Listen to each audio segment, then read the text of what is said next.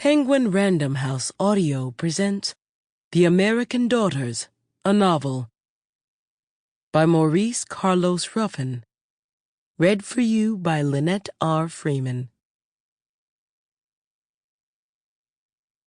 We are each other's magnitude and bond.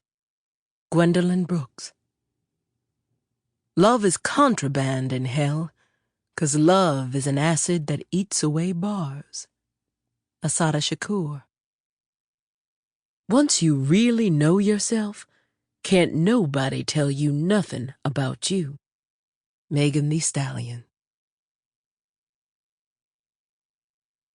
Prologue. Researcher's File 2169. Translated fragment of historical document known as Adi, or the Confession of a Freed Woman. In grasping my pen and putting my hand to page, I felt as though I existed for the first time. I was the property of no one save myself. Therefore, I could freely give of myself to those I loved, no? As my mother promised, I had once and for all time found a place for myself in the world, a place of complete freedom, the freedom of birds, flower petals, and the stars above. Researcher's File 2152.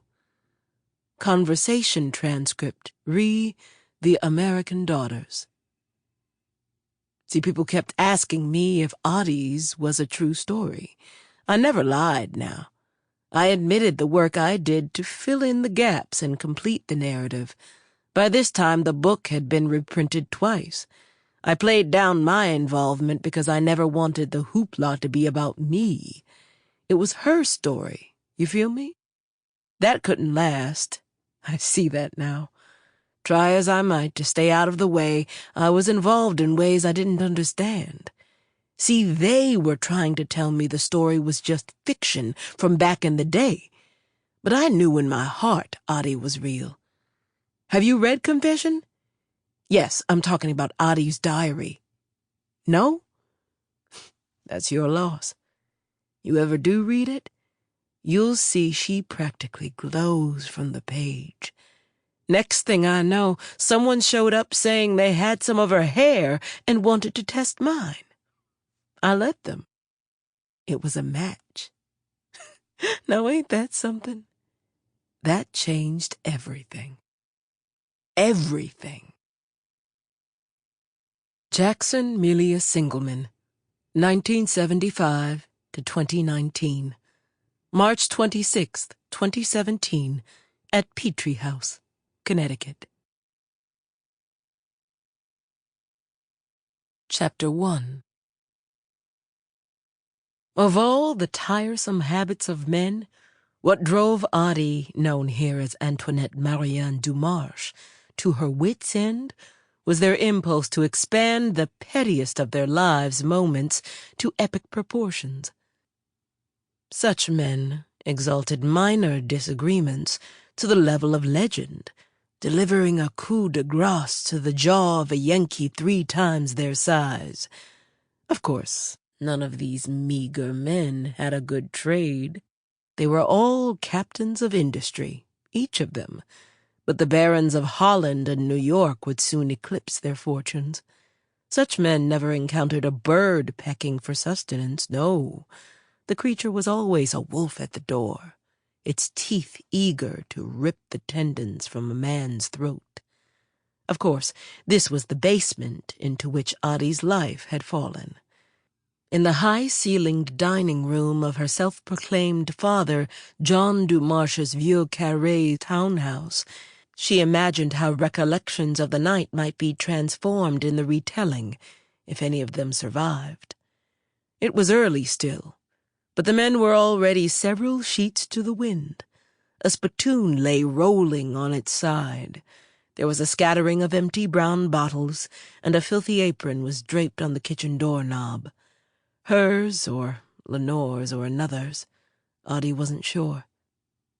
In this pulsing night, The men were occupied sharing drunken jokes about their exploits and their half-despised cronies, and so, of course, the bodies of the women present could become the only source material of the massacre of March 1862. All the better to distract them. The banner, procured by Lenore, hung beneath the crown molding and proclaimed Quadroon Ball. Audie stood below the cursed thing, wrestling in the mud of these men's desires. Audie's dark, thin shoulders shone glorious, like blackberries in moonlight, above the peach fabric of her dress.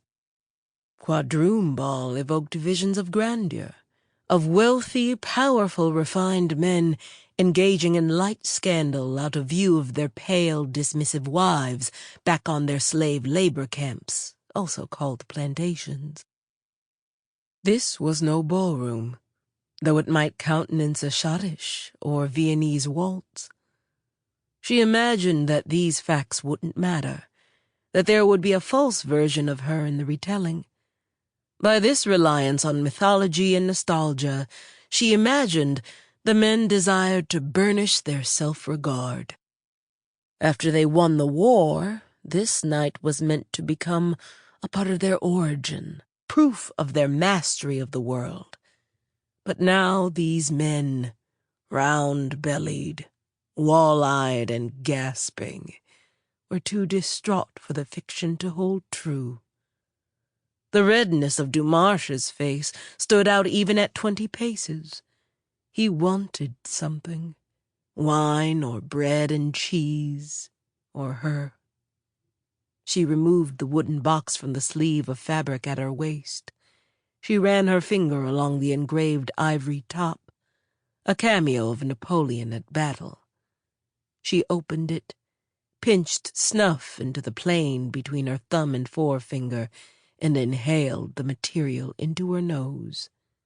She watched on as Dumarche contorted his face at her. She, to most observers, was not down amongst the dregs of society. She was comely and tall, with her thick hair wrapped in a tignon in the style of her mother. In public, she wore fine silk over crinoline, and that night, with the boy-men, finer silk still, for it was required.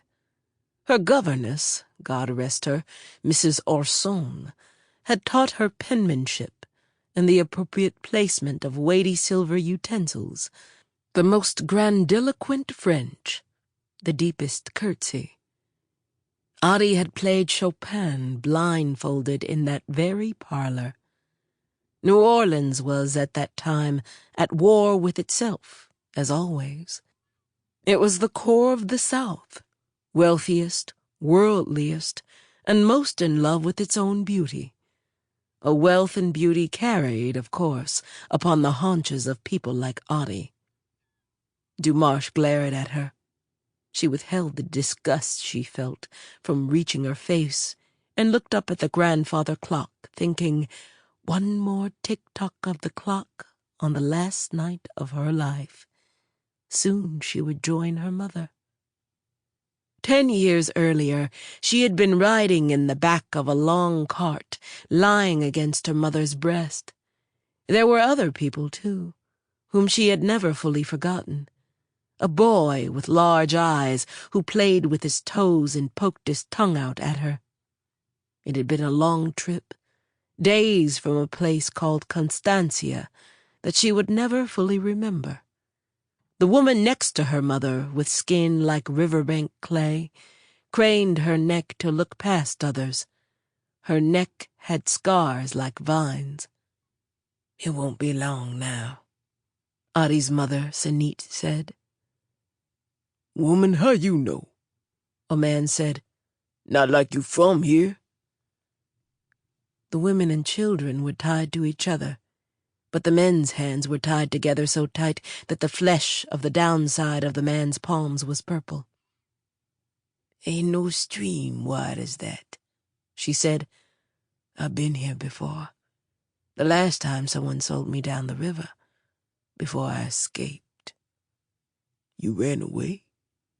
the man asked, his eyes wide. Can nobody hold me less I let him? He went. Sample complete. Ready to continue?